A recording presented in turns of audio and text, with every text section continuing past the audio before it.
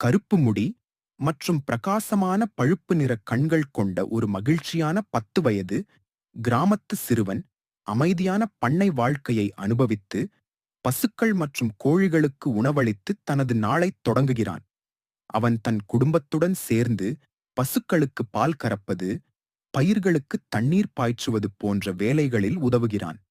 வேலைக்குப் பிறகு அவன் பெருமையுடன் பால் மையத்திற்கு நடந்து சென்று வயல்களில் தன் உடன்பிறப்புகளுடன் மகிழ்ச்சியுடன் விளையாடுகிறான்.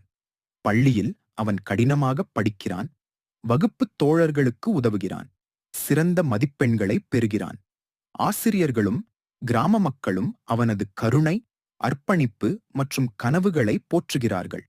மாலையில் அன்பு, சிரிப்பு மற்றும் கிராம வாழ்க்கையின் அழகு ஆகியவற்றால் சூழப்பட்ட தன் உடன்பிறப்புகளுடன் வீட்டிற்கு நடந்து செல்கிறான்.